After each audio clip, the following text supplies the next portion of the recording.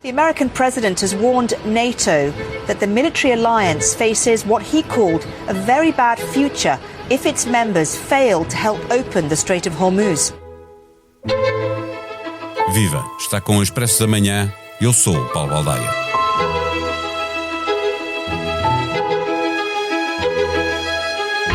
A ameaça de Donald Trump aos países da NATO que não aceitarem enviar navios para garantir a navegação no Estreito de Hormuz deu a volta ao mundo. No som de abertura, no noticiário da BBC.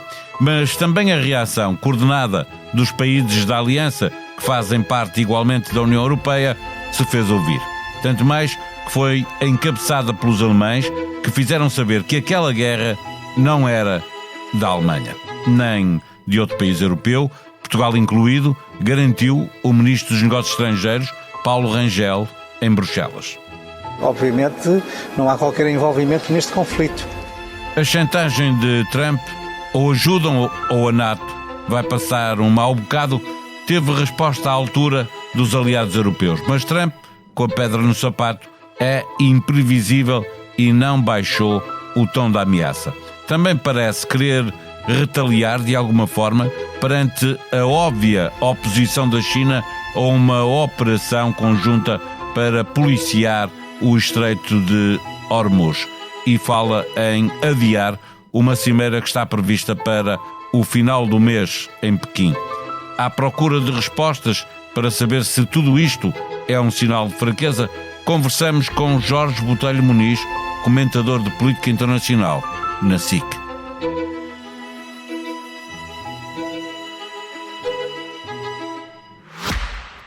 Não tens a sensação que o teu telemóvel ouve as tuas conversas? Sim, às vezes até parece que sabe o que vou jantar. Não se preocupe. A app Caixa Direta Empresas não ouve conversas, mas ouviu as empresas. As suas funcionalidades mais inovadoras são baseadas nas sugestões dos nossos clientes. Pagamentos com fotografia, pesquisa inteligente de movimentos e notificações em tempo real. Esta é a app desenhada com a experiência de quem a usa, feita para quem lidera. Faça o download. Caixa, com o banco certo ao seu lado, a sua empresa cresce. Caixa Geral de Depósitos S.A., registada junto do Banco de Portugal sob o número 35. Viva Jorge Botelho Muniz. A NATO é poderosa por causa dos Estados Unidos. Putin tem medo dos Estados Unidos, não é da NATO, repetiu Donald Trump. É chantagem aquilo que Donald Trump está a fazer aos países da NATO para irem ajudar a garantir a navegação do Estreito de Hormuz? Pelo menos não é simpático. Não sei se é chantagem, é o futuro muito mau da NATO, não é um futuro muito sombrio, não é uma expressão muito simpática, convenhamos. Mas eu por acaso gostaria mais, por exemplo, que Donald Trump, se, por exemplo, quando aconteceu alguns mísseis vindos do Irão, ou drones vindos do Irão, quando acabaram por passar no espaço aéreo NATO, como no Chipre, ou curiosamente também como na Turquia, que Donald Trump tivesse sido uma postura aí sim de defesa da NATO, de promoção da aliança. E o que é que nós vimos? Isto que eu estou a fazer agora. Silêncio. E de repente está a pedir aos aliados, completamente descredibilizados por Donald Trump e com um nível de desconfiança brutal relativamente a Donald Trump, que tem de fazer exatamente o contrário. Sempre mal que é agora, imagina tu agora mostrarem esta vontade de disponivelmente estarem, ou voluntariamente estarem disponíveis, assim é que é, para entrarem numa ação que ninguém consegue exatamente justificar. E para uma guerra que nem sequer foram ouvidos minimamente. A resposta que os europeus da NATO, porque é aqui que está a chantagem entre comas, deram é a única possível perante a forma como o Trump tem tratado estes países. Repara que há sempre, os europeus da NATO, há sempre um polícia bom e um polícia mau. Neste momento, Merz é o polícia mau, que está basicamente a dizer que constitucionalmente não pode, por várias vias, porque não houve nada a ser efetivamente... O Sr. Ministro da Defesa disse mesmo, esta não é a nossa guerra. Não é, e aliás, esta ideia de, ok, os Estados Unidos iniciam uma guerra e de repente a aliança vai toda atrás, isso já aconteceu no passado, agora já não, porque mas havia razões para brutal. Isso, não é? E havia consideradas pelo menos razões para que isso sucedesse no passado. Neste momento o polícia mau então está a ser a Alemanha, e temos de alguma forma aquele que Donald Trump já disse que não é o Churchill que o Reino Unido precisava, Keir Starmer a mostrar que pode estar de alguma forma disponível para, mas claramente está tudo isto muito maltratado por Trump. Claro que foi. Trump criticou o Starmer por lhe ter dito que iria reunir com o seu governo para decidir se enviava ou não navios para o Estreito. E Trump perguntou-lhe porque é que ele tinha de ir reunir com a equipa. É a dificuldade do Trump de perceber a democracia e os seus rituais. Imagina tu, não é? Assim, de repente, no Reino Unido, dizerem que têm que, no caso que seria o paralelismo, ouvir o Congresso norte-americano. Aliás, os congressistas norte-americanos continuam a reclamar não terem sido ouvidos e ainda não terem eles próprios uma justificação para que isto suceda. Keir Starmer diz, muito bem, mas deixa-nos passar pelo processo democrático, e Donald Trump pergunta-se, para todos nós ouvirmos, porquê? Sim, perguntei-lhe assim. Eu percebo o porquê, mas aparentemente Donald Trump tem grandes dificuldades, o que leva... Porque tudo isto pressiona muito os aliados, e tu há pouco perguntavas sobre a questão da chantagem, e tudo isto leva a pressionar. Eu não sei exatamente depois qual é que também poderá ser a reação derradeira, porque os aliados, ao mesmo tempo, querem continuar a poder contar com os Estados Unidos da América. E eu continuo insistindo só nesta tecla. É relativamente simples. Se isto tivesse mais ou menos bem cozinhado, não era preciso ser extraordinariamente bem cozinhado, mas minimamente bem cozinhado, podiam os aliados ter dito, ok, o senhor não vai sair da Ucrânia, pois não? O senhor não vai existir da Ucrânia, pois não? O senhor vai continuar a existir da Ucrânia, pois não? Para negociar alguma coisa. Moeda de troca que não aconteceu. Sim. E era uma coisa relativamente simples, acho eu. Mas, de facto, a Europa está a fazer agora o que fez quando foi com a Groenlândia, no seu mal. Quando há um bullying, se alguém responde duro, é a melhor maneira de ganhar algum respeito. Mas pergunto se, quando Trump insinua que a França pode ajudar no Estreito de Hormuz, mas quando lhe pediram para explicitar como é que isso podia ser feito, ele não respondeu. Mas será possível ter Macron a furar este consenso de alguma maneira? Macron poderia ser, aliás, ele já mostrou claramente que queria de alguma maneira mostrar que o Mediterrâneo Oriental é europeu, que o Mediterrâneo Oriental é francês de alguma maneira, que a influência francesa ainda continua a existir. Há um histórico muito grande de França, e tu sabes disso, as pessoas lá em casa estão-nos a ouvir e sabem disso, conhecem a história. Esta ideia de que a França continua a querer ter ali algum tipo de presença na região do Levante é significativa, e Donald Trump pode estar a querer jogar com isto tudo. E se calhar alguém que me está a ouvir está a pensar, se calhar Donald Trump não faz ideia de nada do que este senhor está a acabar de dizer, mas se calhar até sabe. Em todo o caso, pode ser que ele simplesmente esteja a dizer nomes de países aleatoriamente na esperança de que algum deles possa reagir. Mas efetivamente, se toda aquela região está minada, se os europeus têm capacidade de dragaminas para levantar, se efetivamente há aqui capacidade e vontade, e Donald Trump já nos ameaçou a todos mais uma vez dizendo, os senhores é que estão a sofrer com isto, são os senhores que estão a sofrer com isto, não são os norte-americanos. Sabemos que não estamos a sofrer ao nível do Sudeste Asiático nem da China. Claro, a nível daquilo que tem a ver com o petróleo. Em todo o caso, há aqui já uma pressão novamente sobre os líderes europeus para mostrarem alguma coisa, porque mais uma vez esta agenda de recessão global, porque os iranianos estão com uma agenda de recessão global. Que é a única coisa que lhes resta também, não é? E ninguém pensou nisto. Mas ninguém pensou nisto. É extraordinário. De repente Donald Trump está a bater às portas, mais uma vez, imagina tu, da China. Olhando para isso, Paulo, a ideia admitida pela Casa Branca de que a cimeira em Pequim, que está prevista para o final do mês, poder ser adiada por causa da guerra do Irão, significa que Trump repete que a guerra está quase no fim, mas ele sabe que, ou melhor, ele não sabe quando é que ela vai acabar. Não, garantidamente não, mas ele também, como joga em várias frentes, ou vai dizendo tudo e o seu contrário, como nós sabemos, ele, nesta ambiguidade estratégica, vai conseguindo uma coisa muito simples. O que é que quer que ele venha a retirar deste conflito? Ele vai cantar vitória. Agora, a questão da China, e mais uma vez também dizemos sempre que Donald Trump está a querer retirar a China de tudo, foi por isso que estamos a falar de Cuba agora, estamos a falar do Irão, já falámos da Venezuela, mas quer dizer, agora entrava também nesta lógica e aqui virar costas ao seu aliado estratégico. Não me parece exatamente que Xi Jinping tenha essa vontade, mas Donald Trump também já ameaçou. Bem, se calhar ameaçando com as questões logísticas, eu adoro quando alguém menciona questões logísticas, é normalmente um péssimo sinal, mas questões logísticas para que a cimeira possa não existir.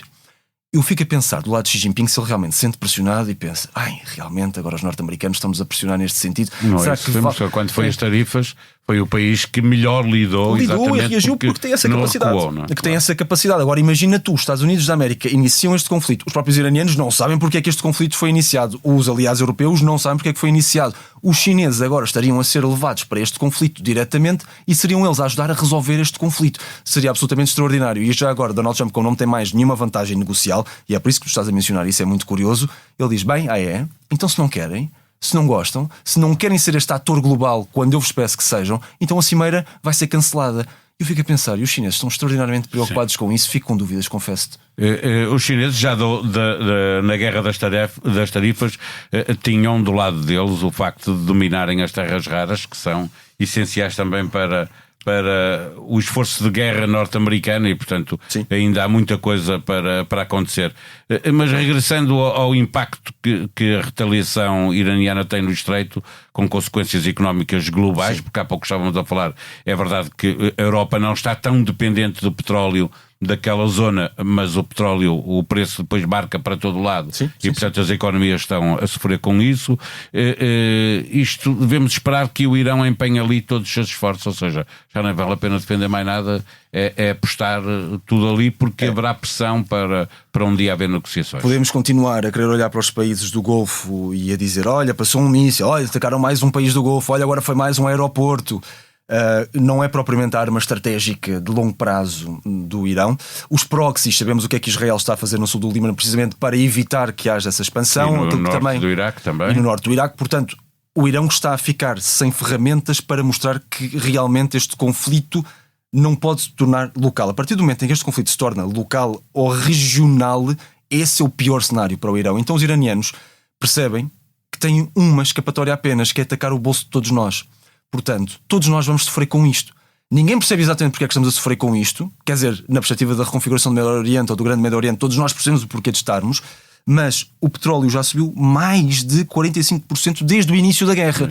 E se assim continuar, o ritmo vai subir, esta recessão global vai chegar a todos os nossos bolsos, e aí, eventualmente, Paulo, alguns dos nossos líderes europeus vão sentir pressão porque estes líderes vão a eleições, Sim, claro. Imagina tu. E quando vais a eleições, vou dizer o clichê, até suspirei, as pessoas votam em boa parte com aquilo que têm no bolso.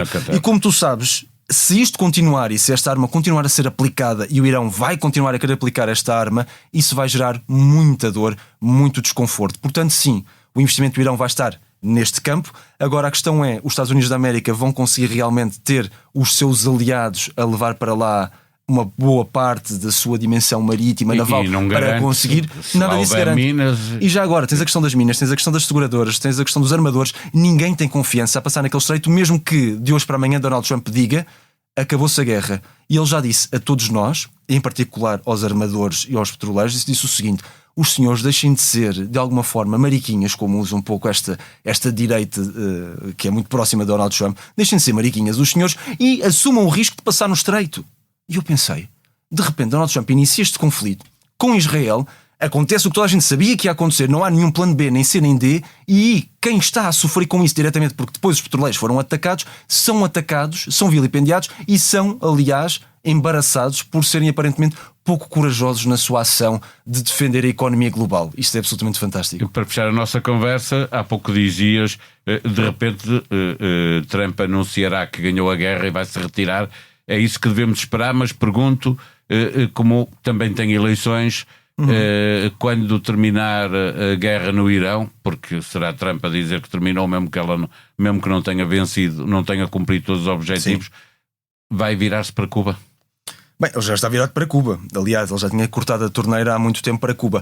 Mas, mais uma vez, ele vai ter que cantar a vitória, porque eu continuo a dizer isto. Ele tem aqui um período mágico em que ele continua a dizer que em 3-4 semanas, dentro desta lógica alinhada com Israel, em que já não é só cortar a relva, não é só aparar a relva. Isto já são conflitos mais prolongados, de maior desgaste, mas os Estados Unidos da América acreditam, supostamente, que em 3, 4, 5 semanas, continuamos a repetir estes prazos, provavelmente este conflito pode estar, e preparem-se para me ouvir a dizer isto, resolvido. Coisa que não vai estar. Mas eventualmente, se ficar apaziguado, for um conflito congelado, ou o que lhe queiras chamar, eventualmente ele agora tem este período mágico de meio ano até às intercalares para poder eventualmente gerir a coisa. E vai ser então considerado o grande pacifista, porque ele vai tentar vender isto e terá meio ano para tentar recuperar de alguma parte este contágio de recessão global que o Irão está a provocar. E depois tu perguntas-me, eu remato mesmo com isto: e Cuba?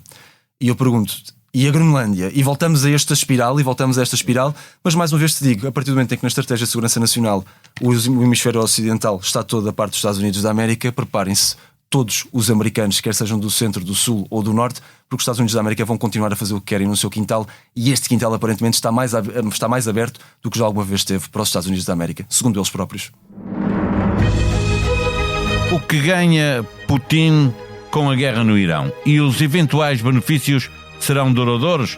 Corina Lozovan, investigadora e doutoranda no Instituto de Estudos Políticos da Universidade Católica Portuguesa, conversa com Hélder Gomes no podcast O Mundo a Seus Pés. Com a ofensiva dos Estados Unidos e de Israel contra o Irão, a fazer 2 semanas, Donald Trump levantou temporariamente as sanções sobre o petróleo russo.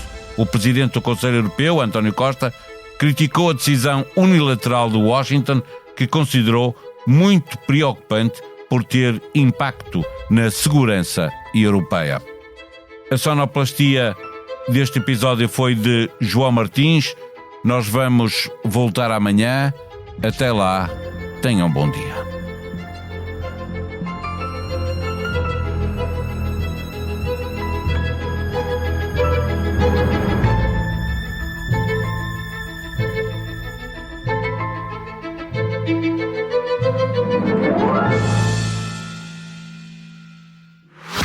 Não tens a sensação que o teu telemóvel ouve as tuas conversas? Sim, às vezes até parece que sabe o que vou jantar. Não se preocupe. A app Caixa Direta Empresas não ouve conversas, mas ouviu as empresas. As suas funcionalidades mais inovadoras são baseadas nas sugestões dos nossos clientes. Pagamentos com fotografia, pesquisa inteligente de movimentos e notificações em tempo real.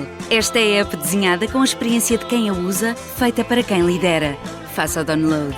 Caixa, com o banco certo ao seu lado, a sua empresa cresce. Caixa Geral de Depósitos S.A., registada junto do Banco de Portugal sob o número 35.